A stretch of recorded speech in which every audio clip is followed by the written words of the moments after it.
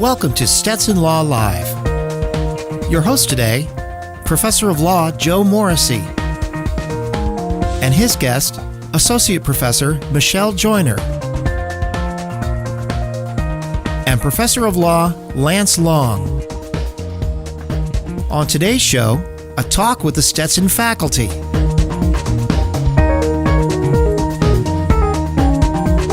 Welcome to a talk with the Stetson Law faculty. My name is Professor Joe Morrissey, and I am joined by Professor Michele Joyner and Professor Lance Long.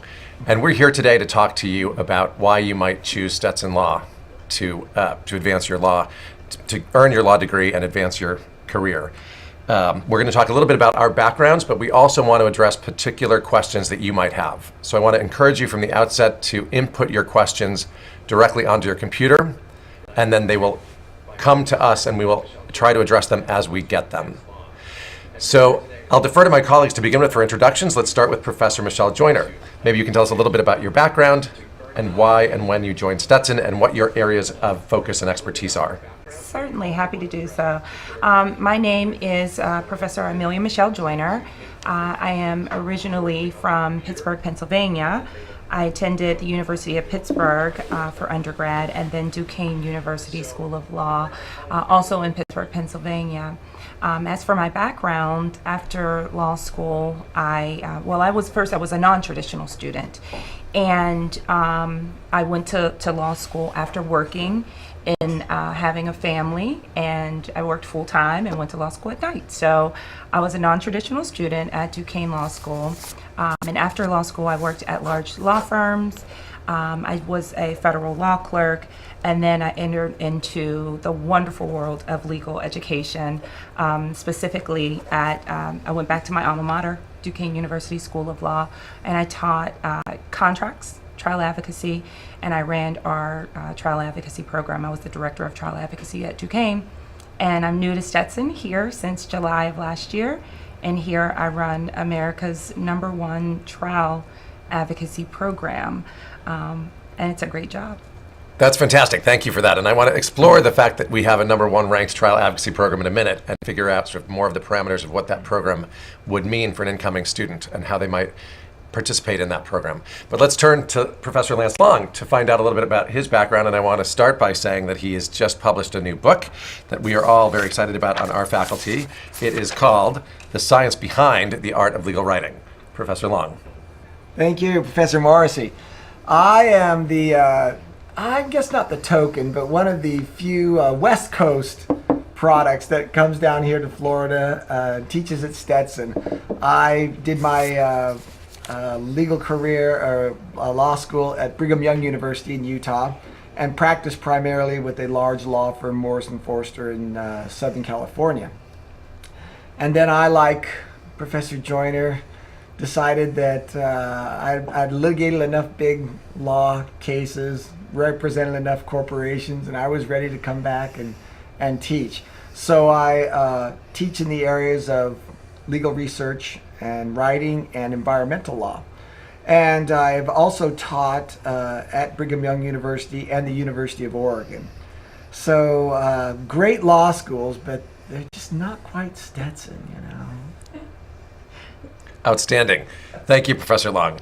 And I might add that our legal writing program, I think, was ranked #2. Why, that recently. is true. It is the #2 ranked legal writing program in the nation. We've got some superstars with us today. Yeah, I never thought of it that way, but you're kind of right. Yeah. Having heard from them, I'm going to give you a little bit of my own background so you have an idea of who I am. I went to law school at Columbia. I went to undergrad at Princeton. I focused on international affairs, international business, actually, and when I went into practice, I went into a big firm that had international offices. My office was initially in Chicago, but after a couple of years, I was called and was given an opportunity to run an office in Tashkent, Uzbekistan. At the time, in the mid-90s, I didn't know where that was, and actually Tashkent, I think, is all they had said, and it sounded like a place in England.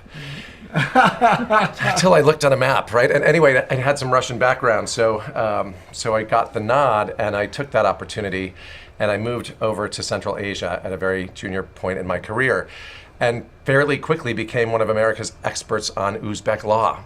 I think there were only 5 of us working there. So it was very easy to be one of the preeminent and prominent attorneys in that area. But from that, I segued into international finance and banking in Geneva, Switzerland, focusing investment on the former Soviet Union. And after about 10 years in the private sector, I segued into teaching, which has been a spectacular experience. And I started teaching at Chicago Kent for about 3 years, and I've been here for almost 11 at this point. I teach, among other things, international business. I teach contracts. I teach corporations. I also teach constitutional law from an economic perspective, economic liberties perspective. So that's some of my background. I also participate in some of our advocacy programs, which I'll talk about in a little bit.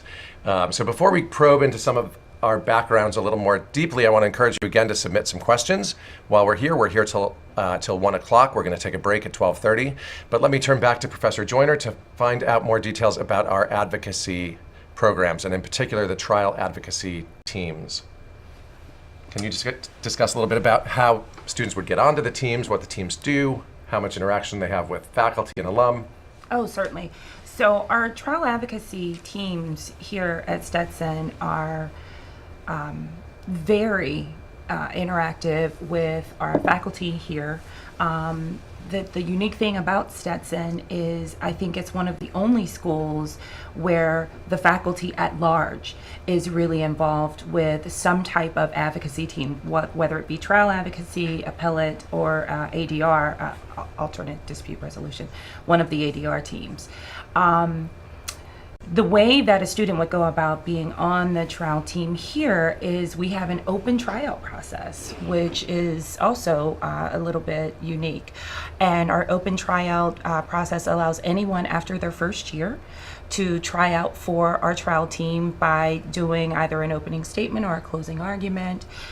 Students who are interested are assisted by other students, students who are currently on the trial team, should they need assistance.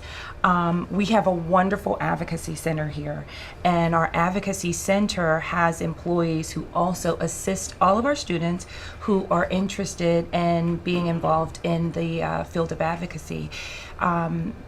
Our director of the Center for Excellence in Advocacy, as well as our associate director and the assistant directors, constantly have students in their offices asking for advice, and they give them advice on how to try out, how to making the decision to not try out, making career decisions, and all those types of things. So being involved in the trial teams is one of the better experiences that one can have in law school. But the most important thing about being involved in those trial advocacy programs is that, any of the advocacy programs, is that the students are straight in the classroom. And so here we have, again, our faculty being involved, making sure that our students know very well there's legal research and writing skills, their skills in evidence, and they take trial advocacy courses taught by some of the best in the country. That's fantastic. And I know that there's a lot of skills training that's involved in that, and it really Yes. prepares students for practice. It's funny because these days you hear a lot about skills training at law schools, and Stetson's been doing it for decades. I think it's sort of our model. And finally, I think the rest of the academy is sort of catching up. They're trying to. Okay, so thank you for that. We actually do have a couple of questions that have come in, so I'm going to address them as I go, and we'll sort of interrupt our conversation with your questions. So I have one that says, thank you for doing this, and you're very welcome. How many students are usually in the first year class? And we actually expect about 220 in our day program this coming year, and we have a night program as well that has about 35 at this point. So we have roughly 250 first years coming this entering fall.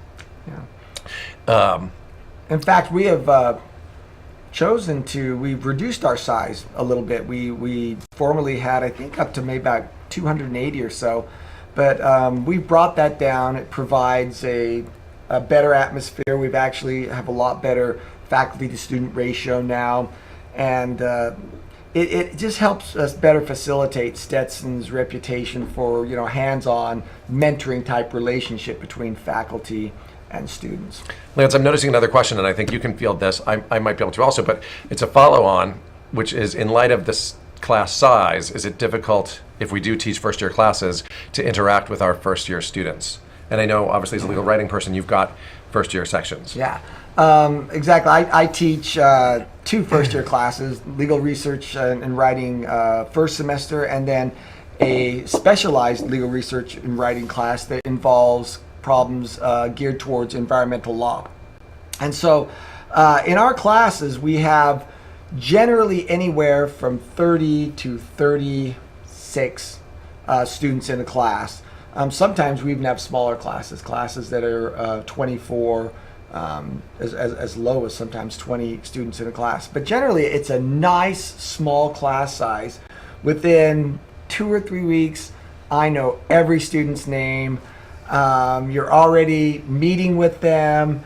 It's quite interactive. There's no doubt that that is one of the hallmarks of Stetson, is that the professors make an extreme effort and to get to know their students, to meet with them often.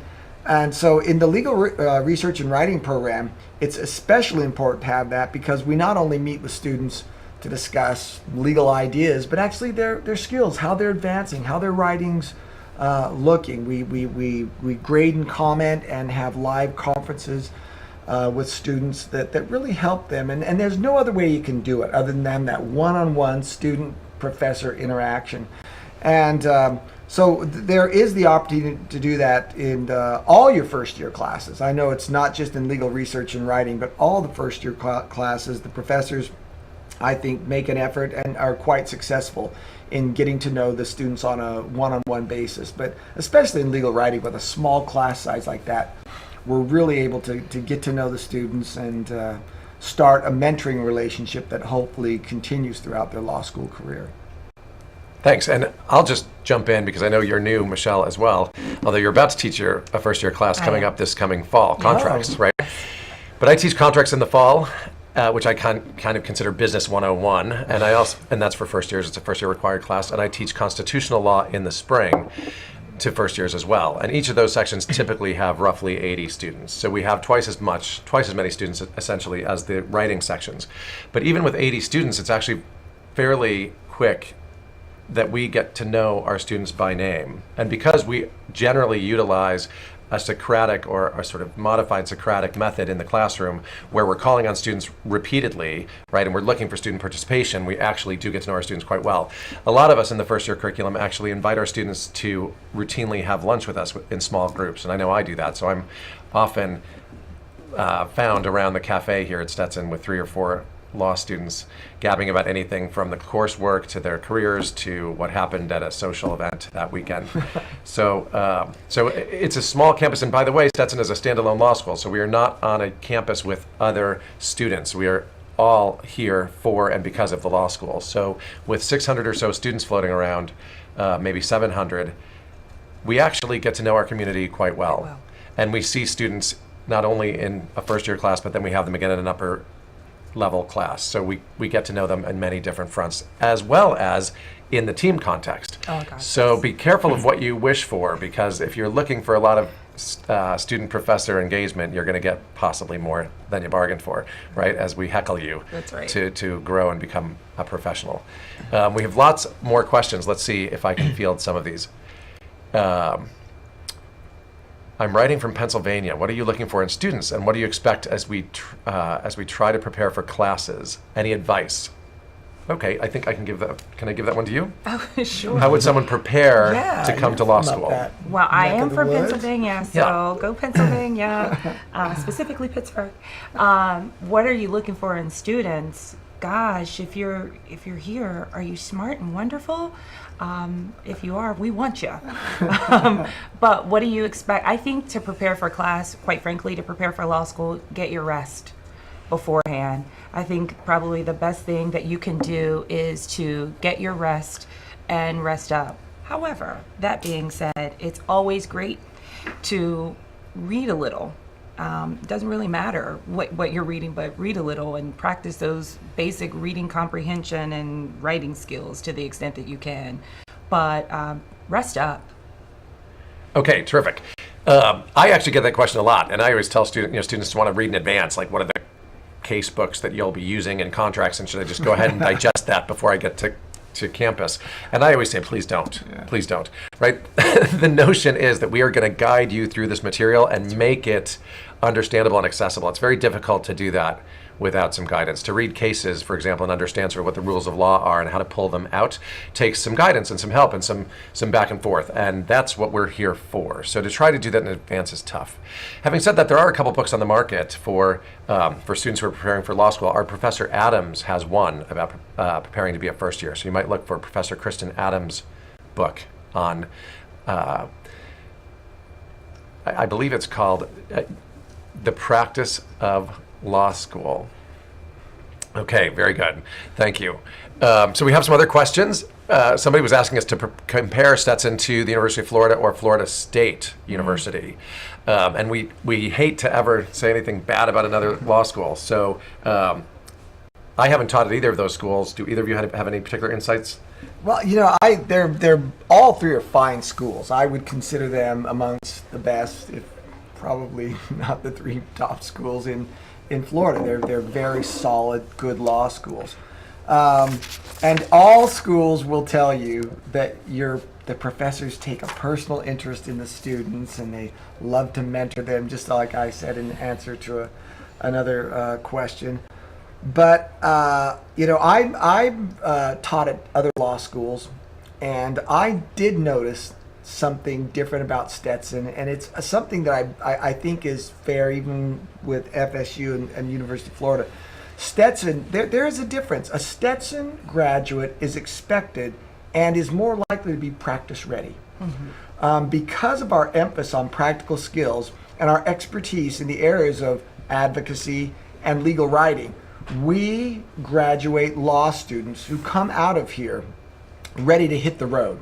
They can practice in a large law firm, small law firm. They can be a solo practitioner. They work well in government. They can go to public interest. And all of our different teams that we have, our different trial, moot court, and the ADR teams. I am the coach for the environmental negotiation team, for example. They learn skills that are easily and readily transferable for to the practice of law. So I think what would distinguish Stetson is it provides you not only with the intellectual rigor and the reasoning abilities, but the actual practical skills and abilities to put that on paper, to put that in an oral argument, to do that in such a way that you're going to be a viable hire for a lot of people that maybe would not be as viable from another law school. But from my experience and having taught at other law schools, I think that's the biggest difference. Everyone does a little bit of moot court. Everyone has a legal writing program, but ours really take it to the next level. They go to 11, not just to 10, but to 11. So that's one thing I think. I don't know. What do you think, Joe?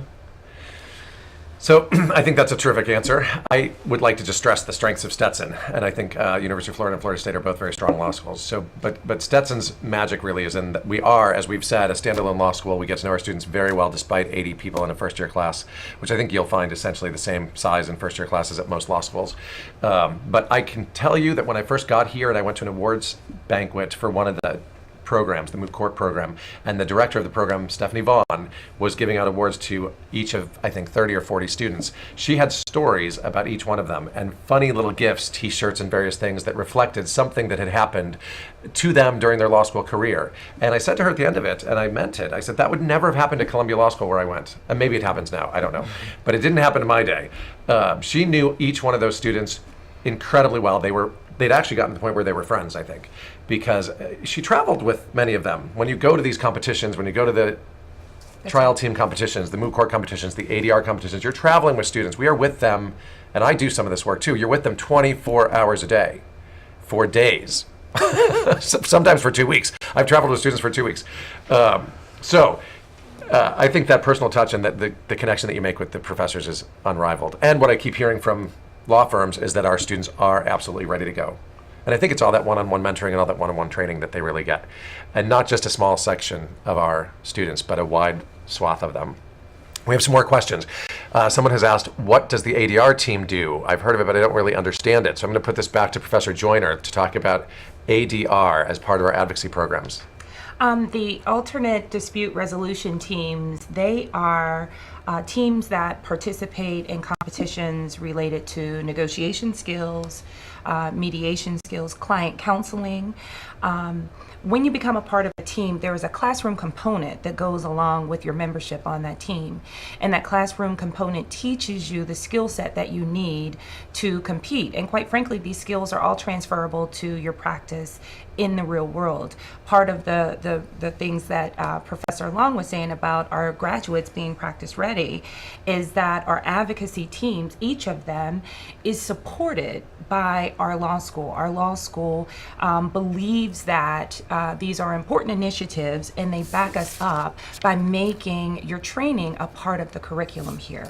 So the ADR team is similar to the trial team in the sense that they have the classroom component, they compete in competitions, but they're more focused on mediation, client counseling, negotiation, arbitration, which is very, very popular now, perhaps even more popular than trials, depending on the type of law that you practice. And so that's kind of what they do in a nutshell. Yep, I think that's perfect. I've heard it described as the ADR folks are focused on things that happen before you'd ever go to trial.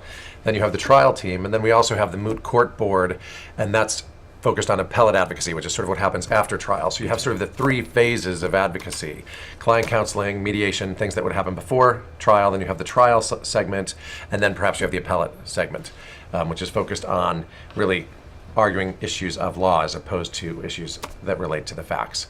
We have another specific question about the advocacy programs, which is, can part-timers participate? Yes, absolutely.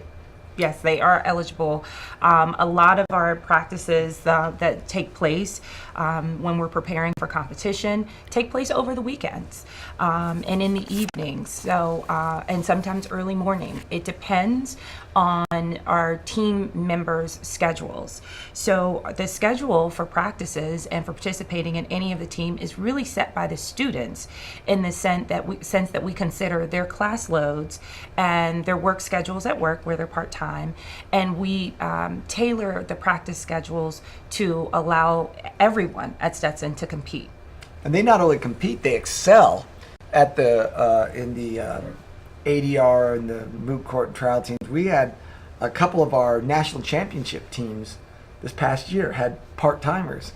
Yes. Specifically part-timers that were in my legal writing class, so I knew them, and I was very proud of them when they advanced on and won national championships. We just have some actually stellar part-time students on our trial and advocacy teams.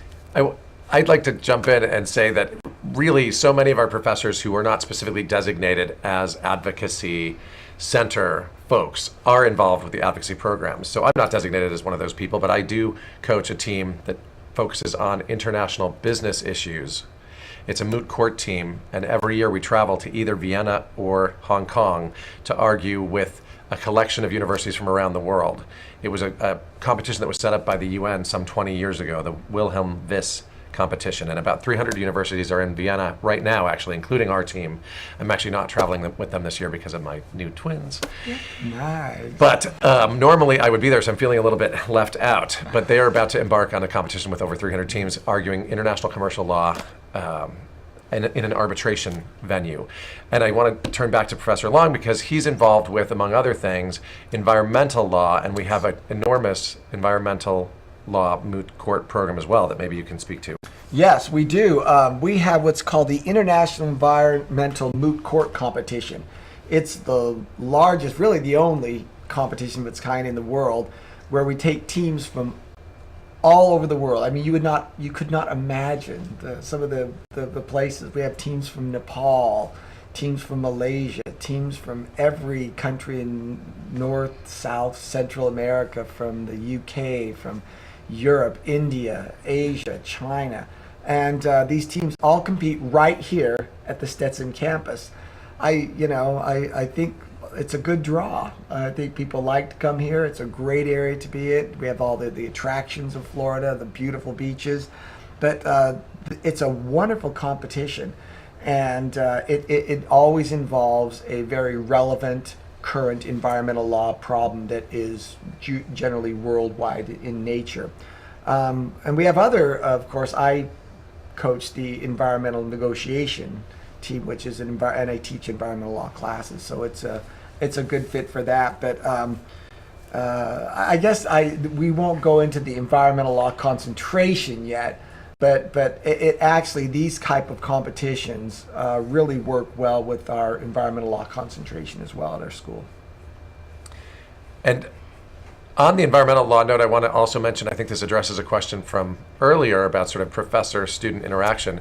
Lance, don't you go camping with a group of students every year? Let's just talk about that for a minute. That's part. Professor Roy And Gardner, aren't you in the Everglades with alligators? Yeah, that's right. Yeah. We're not only in the Everglades, we actually try to canoe and kayak and walk with them. We do swamp walks, we canoe, we kayak through the Everglades, we go up to the springs. And so, Professor Roy Gardner and I, at least once, usually twice a year, actually, we take classes down there. This year we went to the edge of the Everglades, and on the night, when was that comet? Comet Joy Love? Joiner Love, I don't remember what it was, but there was comet this summer, and we actually set up a telescope out there, and were able to find this comet. You couldn't see it with the naked eye, and it was one of those beautiful nights out in the Everglades where the stars are all out. And the next day we went and did a swamp walk. Walked out, and it's all very safe. We do have pictures actually on the website of us canoeing past some large alligators, but we would never put any student into harm's way. So. I can assure you I would never be found doing a swamp walk. I promise. You don't know what you're missing, Professor Joyner. Professor Joyner's going to be in the courtroom while Professor Long is in the swamp. That's correct. With Professor Gardner. So we just had another question, speaking of the courtroom, right? That what if you actually aren't somebody that has an appetite to be in the courtroom? What other kinds of advocacy might you be involved with? Or what other areas of law might you actually be involved with? Maybe that's a question for you. Well, first things first, I think that whether you want to be involved in the courtroom or not, the skill sets that you obtain when you do advocacy training are definitely transferable to other areas of law.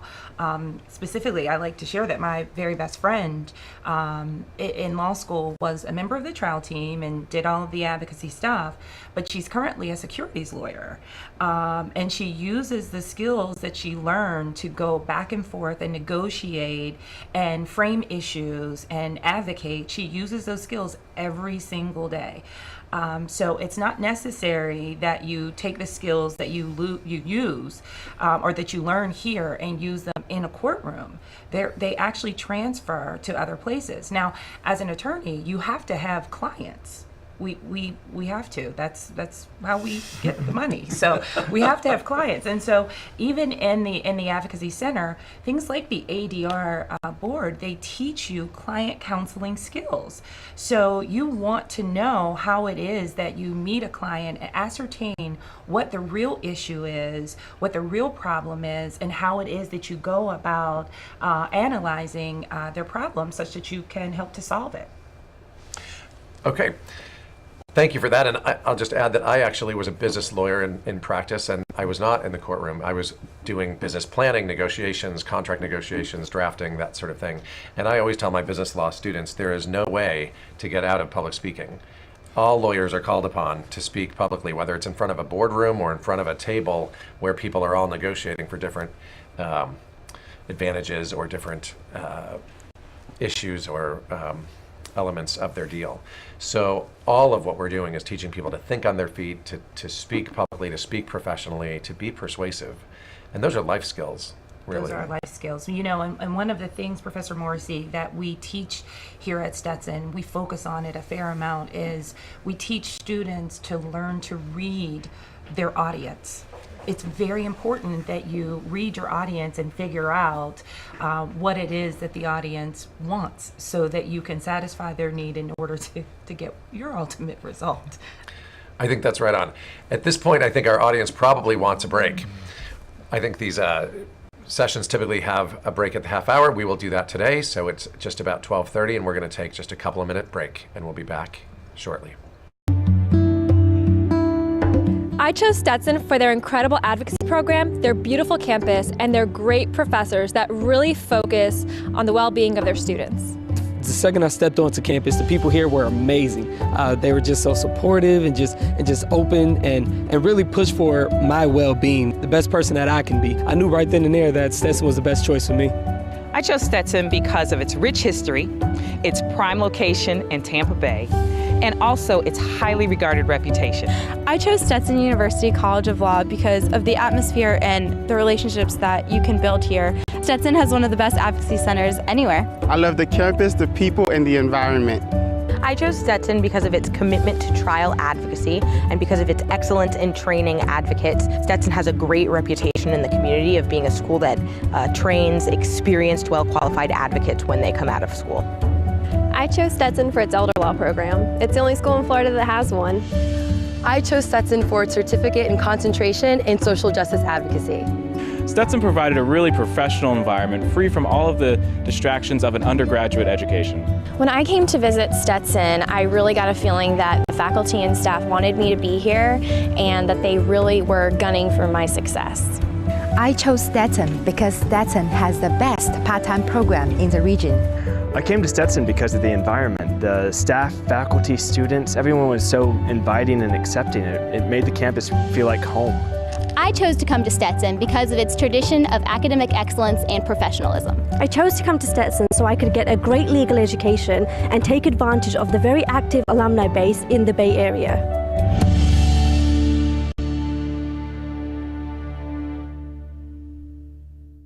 Okay, welcome back. We are live in a conversation with the Stetson Law faculty. I'm Joe Morrissey. I'm with Michele Joyner and Lance Long, and we're continuing to talk about life in law here at Stetson. Some other questions have come in, and so we'd like to shift the conversation to address those questions. A few of them get to employment issues, and one question specifically asks whether faculty help with students getting jobs, networking, and connecting with firms, etc. And then subsequently asks for advice about getting work during the first year. So to start with, I'll field a little bit of that. We all do everything we can to help our students get jobs. We know it's a tough job market. We know there's a lot of press out there telling the public how difficult it is for lawyers these days. And we, first of all, I think stress personal accountability, right? First and foremost, each individual has to be out there figuring out what it is they want to do with their law degree and leveraging off their own strengths, right? But we are here to help that process. And when I mentioned earlier, I have lunch with my first years throughout the year, and I'm always asking them, what are you interested in? What do you think you want to do? And I immediately put them in touch with people who are doing that. And I try to get them even to work part-time with some people who are doing that. Or perhaps it's even someone on our campus. So if someone says, I'm interested in elder law, well, we have a Center for Excellence in Elder Law, and I immediately put them in touch with Professor Becky Morgan, who knows everybody in that field and who is always offering students opportunities and has alumni who are saying, can you find me a student? I had an alum the other day actually email me, can you find me an intern? So we're all here to help you. We really are. We want you to be successful. That's why we do what we do. So a subsequent question is sort of, what about getting work during the first year? I think generally we advise that you focus on your studies during your first academic year. And then this first summer, do the best you can to try to get work in the area that you are interested in. But we really encourage students not to worry too much about it while they're worrying about their core classes in that first year. Another employment question came in about going to a law school in a state where you plan to practice, whether that's a good idea. And then also, on the contrary, are Stetson grads prepared to practice outside of Florida, for example, in New York? And I think some of my colleagues will have some insights on that. Yes. Professor Joyner. I do know that currently we have a number of students who have obtained employment outside of Florida. One in particular that comes to mind just got a job at, I believe it's the Bronx DA's office, and so that person will be in New York. Another student will be working at a large firm in Knoxville, Tennessee. So these students, they are practice ready. You know, the thing about law school is law school teaches you how to learn. It teaches you how to think. And so Stetson gives you such a strong foundation in those abilities that you're able to transfer them. Again, with the transferring, you can transfer it to the laws from another state. Certainly for networking opportunities, it's good to go to school. There are advantages to go into school in the area, in the state that you plan to practice in. But when you come from a school like Stetson that is making you practice ready, then you can go anywhere. And I would even extend that even to the West. I'm the West Coast product here, practiced in, I'm barred in California and Utah. And we have many actually Stetson graduates that actually practice in the Western United States. And I actually am quite active in networking them, especially if you want a job in California, Oregon, Utah, or even Idaho. I have many contacts in those states. In fact, one of my former students, I helped him just get a job in Vancouver, British Columbia with an immigration law firm there.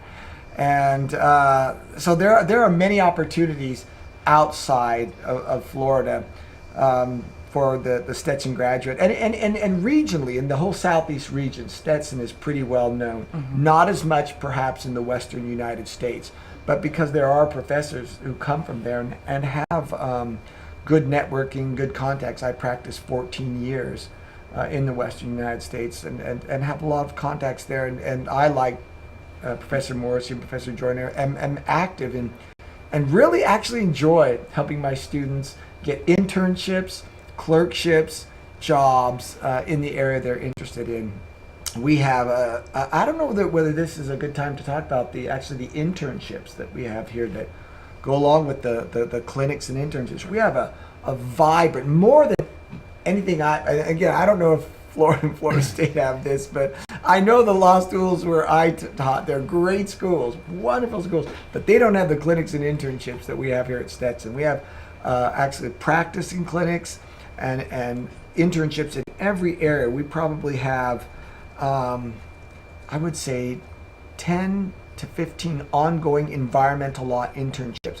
We place students as far west as Sacramento, California with the Fish and Wildlife Service. As far north, we actually have 2 up in New York, several in Washington, D.C., and other places. Many in Florida. Most of them, of course, are in Florida.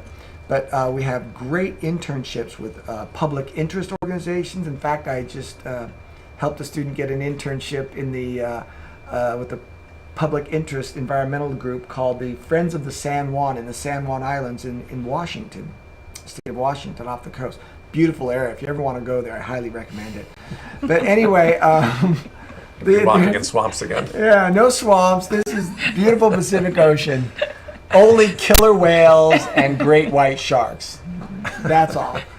But no, it's but so we really provide a rich and vibrant opportunity to work in various ongoing clinics and internships and externships during your summers or even during the year. A lot of judicial clerkships where students can get hands-on experience with a real live law firm or judge or organization. Sure, and I think we all have our experiences with various students and our own backgrounds that come to bear on where our students ultimately practice. So most of our faculty actually was recruited nationally. I grew up in Chicago. I'm a Chicago person. I went to school in the Northeast. And I'd say 80% of our faculty is from somewhere other than Florida, and we all have connections elsewhere. So some of my students, because I do this international business work, have been placed outside of the country. We had a student get a job in Frankfurt a couple of years ago as a result of the VIS program, actually, with a New York firm, but in the Frankfurt office doing international commercial arbitration. So there are opportunities to do anything, anywhere, and what we always encourage our students to do is to pursue their dreams. We've had students who say, I want to be in TV and movies, and somebody was interning for Judge Judy, the next thing you know, which was spectacular, right, in Hollywood. Another gal who I love, her family had a talent agency business. She's now working with a talent agency as an in-house counsel in LA. Spectacular. So there's all sorts of ways to use your law degree, again, to sort of fit your personality, to fit your strengths, to fit what you know, what you like, and pursue your dreams. And we're here to help, and that doesn't have to be just in Florida, right? Although it turns out people come here, and this is always something I hear on campus, people come here, they never want to leave. Yeah. We're trying to get them out, but everybody loves to stay around the Tampa Bay area. It is beautiful. So let's see some questions. We've got some new questions. Let me see here. What is the workload like in your first year? I was a psychology major. I don't know anything about reading cases. How about that? Michele Joyner? Well, you know, the good thing is you don't have to know.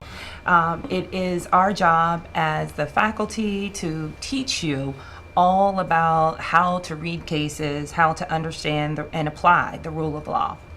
As far as your workload, get your rest. Get your rest this summer.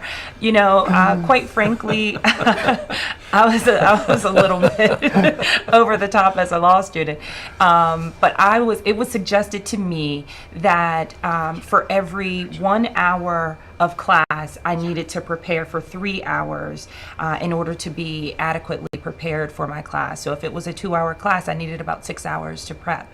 And so that was what was suggested of me. And I did that, and it seemed to work out fine for me. The workload, I think it's more intense. It is more intense than undergrad and most graduate programs, but you're training to be a lawyer, representing people and matters that deal with their life, liberty, and property. If it was easy, no one should want to hire you. So we make certain to make it rigorous, but we support you along the way. So people make it. People make it. That's perfect. I will mention just for the first year curriculum that it is set in stone. You have certain classes that we have you take that are the core doctrinal classes. So you're doing this not alone, but in a cadre of a group of other students, and all of your professors in the first year curriculum understand that you've never encountered the kind of heavy reading load of legal materials that you get for the first time when you're here. And even if you're not in the legal research and writing class, you might be in contracts, your professors are there to help you pull out the rules of law that you need to know and how to digest those cases. So again, that's why it's better to kind of hold off and not try to preempt the process and start your reading when you get to campus and let us help you with that. We had a question relating to an earlier discussion. Somebody's asked, what is the difference between formal clinics and internships? Okay, yeah, there's a difference between the two, and there's differences within those two categories. A clinic is usually an ongoing legal practice. It's almost like you have clinics that are actually on campus on the law school, and you have clinics that you work with that are off campus. But a clinic is actually where you actually do work for a real client. You do it usually under the direction of an attorney or a professor or other experts in the area that are licensed to work. But you actually work with real clients in a specific subject area. An internship, on the other hand, can be you usually don't work with a specific client or in a specific area. You work for a specific entity. For example, we have many judicial clerkships where we work with state and federal courts at all levels. And we have internships with public interest organizations. We have internships where you can actually do pro bono work for other government agencies or even the private entities. And so if they're ongoing and they're set, we usually call them internships.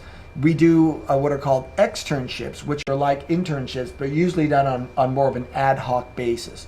We find a student that wants to work with a particular group. That group is willing to let them work for free while they get law school credit. And we work out an agreement with that. We have a professor who specifically deals with approving and working on these externships.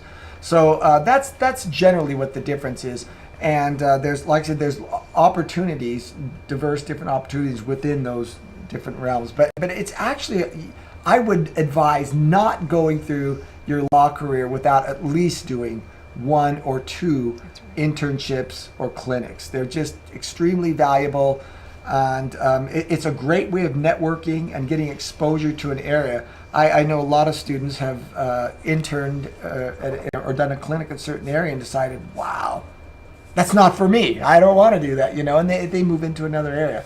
On the other hand, a lot of times it just gives them the networks and the contacts and the experience actually to go forth in an area that they really wanted to do. Okay, so thank you. We have another question that I want to pick up. I'm petrified of the Socratic Method, and I am sure that you are not alone. Should I be, right? This will date me, of course, but there's the old movie, The Paper Chase, and Kingsfield, who was very intimidating, who said, look to your left and look to your right, and someone's not going to be here, and go, here's a dime, and call your mother. and have her pick you up. Yeah. That does not happen anymore. At least it doesn't happen at Stetson, right? Socratic Method for us means that we are making sure that you are interactive in class, which means that we are making sure that you're prepared. We're making sure that you're training every day. Really what it is about training every day. It's not the kind of training that actually is reflected on a written exam at the end of the semester, but every day you're learning how to respond orally, to speak publicly, and to sound and to act like a professional. So you shouldn't be petrified, or maybe it's okay to be petrified, but you should embrace the notion that this is about making you a stronger and more capable attorney. So, and it's not used, I think, at Stetson to intimidate. It's used to train and to help you be engaged with the material and to learn how to digest it for yourself. You know, there are a lot of studies about learning, and simply listening to a professor lecture is not an effective learning method. Having to reiterate what you are meant to be learning and articulate it is incredibly more valuable, right? Talking through and making sense for yourself the issues works far, far better. Okay, so some other questions coming through. Do the faculty make you stand? I don't know if anyone does that. That would be fun. On your feet. Try that sometime. I've never on your had feet, Lance Law. I did that in law school. You had to stand? In one class. It was Advanced Federal Civil Procedure, and it was an older federal judge who was the professor, and he made us stand and he did. Am I dating myself? I'm really old now. No, okay. I'm older than you. I never so even had to I don't know. I had to stand, but that does not happen here for the most part. It's possible that one or two professors do that, and if they're doing it because they're training you to get up in a public venue to say, you know, make your point, stand up, be professional, act professional, and be articulate. Well, certainly if you are in a trial advocacy class or an appellate advocacy class where you stand at the podium. You have to stand, but not in specifically in classes like contracts or legal research and writing. What would that look like? Well, actually, though, but they do stand there. Thing about the one time you do stand in legal research and writing, we have an oral advocacy component towards the end of the second semester. And I have the students actually stand up and present the first part of their little introduction of themselves and a theme for their oral argument.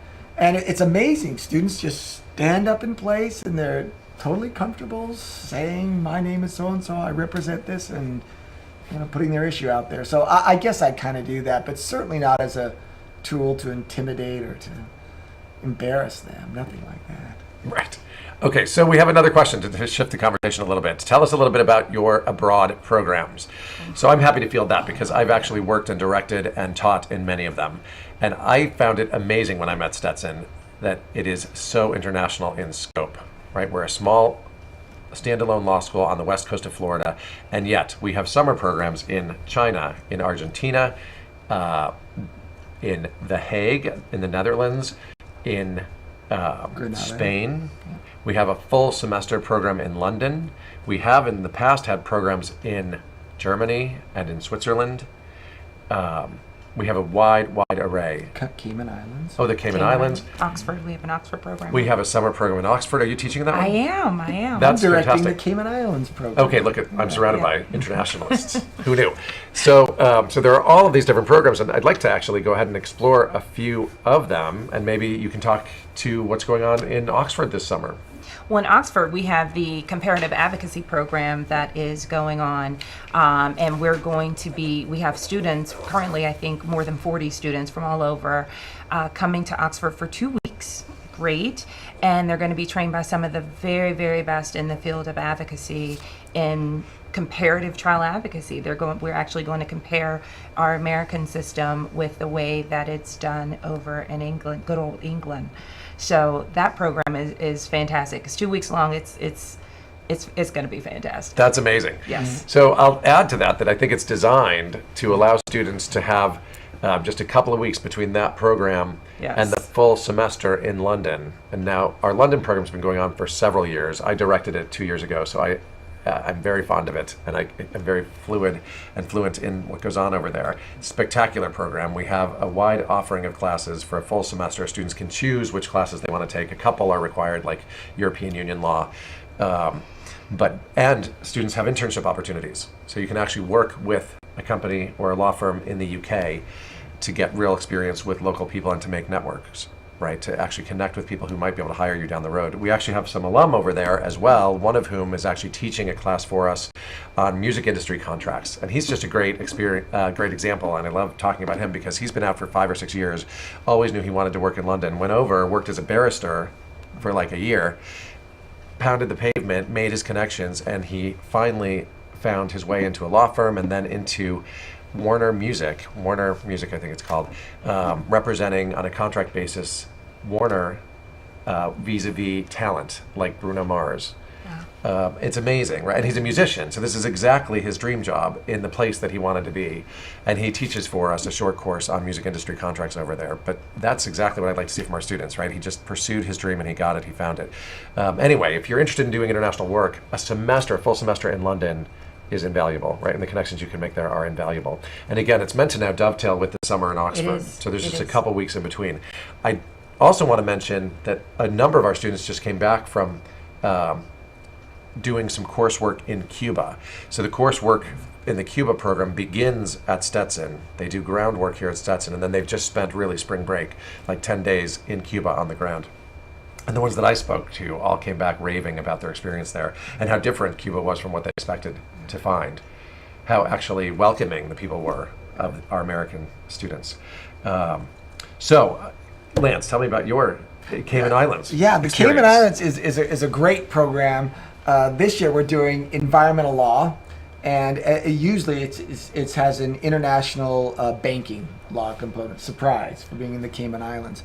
An international business component. So it's also a 2-week program or 10-day program in between the break.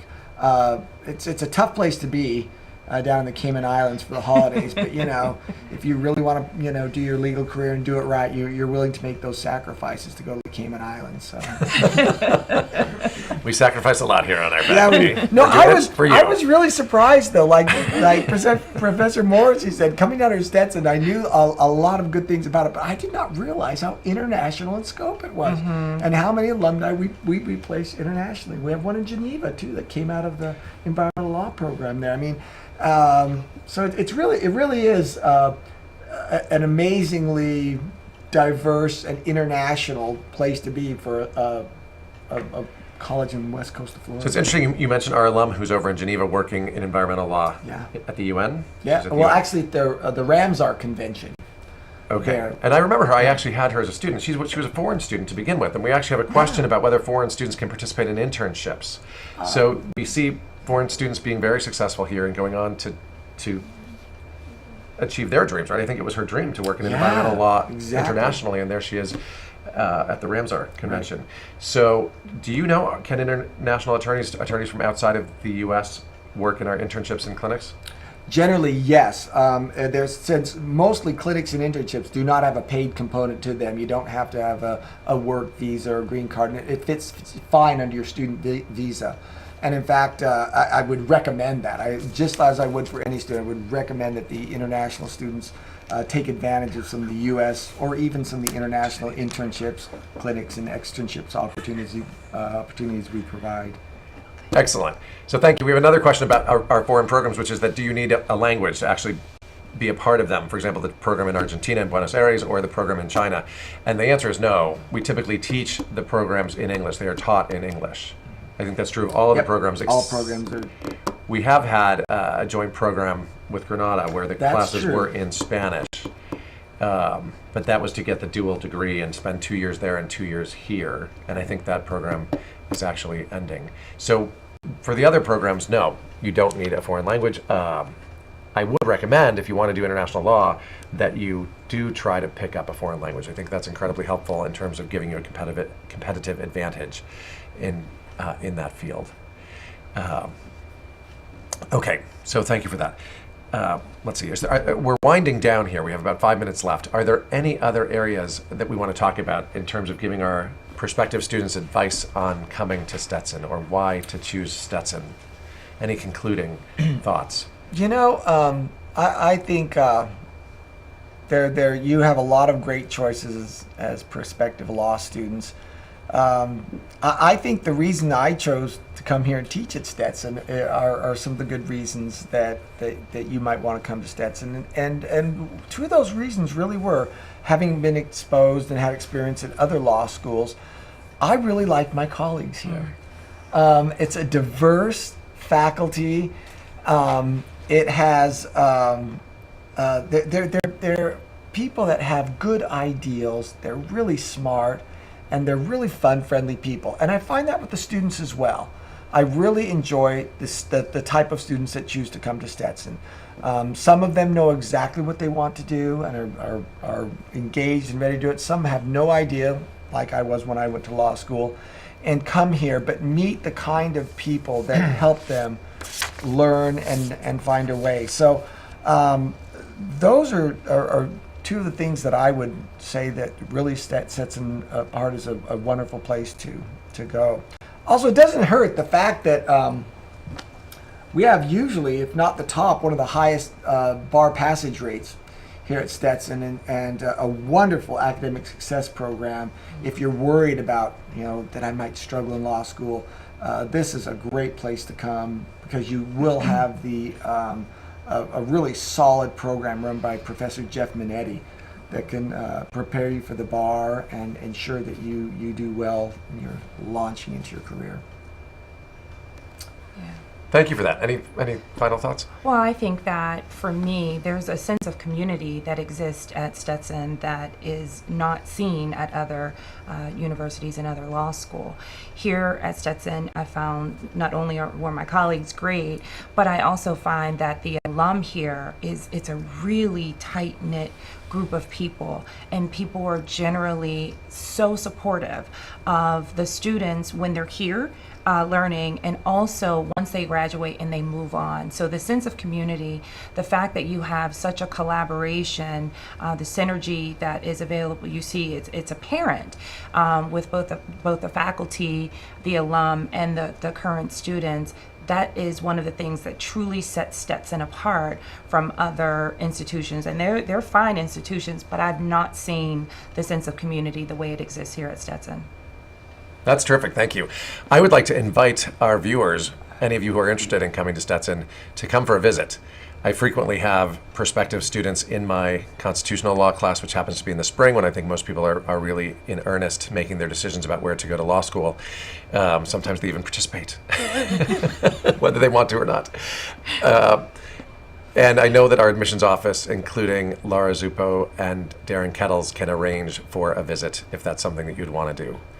So with that, I think we're going to wind down and say thank you for joining us. As I think Dean Zuppo has mentioned, you're welcome to submit any questions that you might have even after the webinar closes. And we wish you good luck with your choice, and we hope to see you here sometime. See you soon. Thank you. Thank you for watching Stetson Law Live. For more information, send us an email or give us a call. For your convenience, our contact information will remain on screen for the next few minutes. Be sure to check our homepage often for news, information, and updates. Thanks again. We look forward to hearing from you soon.